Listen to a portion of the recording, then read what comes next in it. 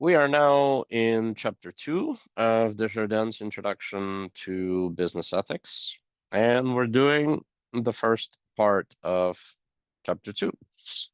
In this part, we will discuss financial crisis of 2008, bailouts for financial crisis of 2008, bonuses during bailouts, paid by the companies who got the bailouts to their employees, the salary gap between the lowest and high paid employees in corporations.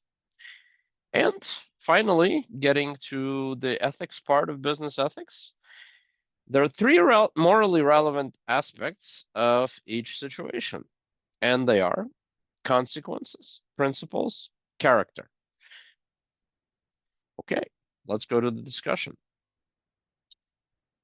All right, so chapter 2 takes us back to the 2008 financial crisis and the government bailout in the US to some of the major banks that failed and caused this crisis and were in need of funds. Hence, the bailouts came their way. As it happened, for some time before 2008, the banks have made many excessively risky loans and engaged in many excessively risky behaviors in pursuit of maximal profits on the free market, which had led to many loan defaults and other financial losses. Companies that were counting on those banks were not going to be able to distribute payroll and many other financial transactions that relied on the banks financing them. They just weren't going to take place. The US government stepped in and extended loans to the banks so that all those financial transactions could take place and the economy could continue functioning until full recovery and the banks repaid the government within a year. The banks did indeed repay the loans that were given by the government to them within a year. Still, many people lost work and financial assets during the 4 to 5 years of that recovery from the financial crisis. While we can discuss whether the bailout itself was moral, Desjardins focuses on that the banks paid their executives the same kinds of bonuses that they would have gotten if the banks did not fail. Doesn't seem right that the banks should pay the same bonuses to their employees if employees are responsible for performance of the banks that causes the financial crisis of 2008 and all of the harmful consequences to all of the financial institutions. Was it moral for the banks to do so, to pay these bonuses?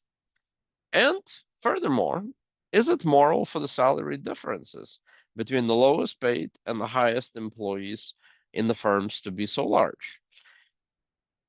Desjardins points out that the gap has increased more than 4 times since the 1960s. While it was something like 1 to 60 in the 1960s, it has shot up to like 1 to 260 in the 2000s. The relationship between the salaries of the lowest paid and the highest paid employees in corporations. Desjardins points out that the discussion of morals of bonuses and high compensation can be grouped along 3 different lines. Those 3 different lines, as we will remember from the introduction, were consequences, principles, and character. Firstly, the banks defend their decisions to pay out these high bonuses by appealing to consequences. If they do not give expected bonuses and do not offer high salaries to the executives, then as a consequence, that will not allow them to attract the most capable persons for those positions. Right? So the argument is, if you want to attract the best, most capable people, you have to pay high salaries, you have to promise high bonuses. Right? So if the banks were to continue attracting most capable people, then they had to continue paying high bonuses to them, even during the and as a result of the failure of the banks. Second, the banks defend their decision to pay out bonuses to their employees by appealing to principles. If the banks do not give out the bonuses according to contracts with the executives, then that is a breaking of a contract. And the breaking of contracts, like the breaking of promises, is wrong in principle. By the very nature of what a contract is, it is not to be broken, right? If contracts were to be broken left and right, then it will be meaningless for anything like a contract to be at all. We just wouldn't have anything like contracts. Third, the opponents of the bonuses and the high executive salaries appeal to the notion of character.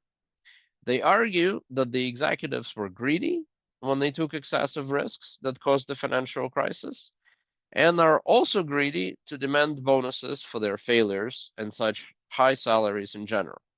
Greed is a fault of character. So, three morally relevant things in the evaluation of each situation: consequences, principles, character. On the basis of consequences and principles, we just witnessed a defense of paying high bonuses to employees of these banks that caused the failures. And on the basis of character, we know that many people really object to such bonuses. Since employees that have caused the failure of the banks in the 2008 crisis showed corrupt character. Corrupt character how? Greedy characters.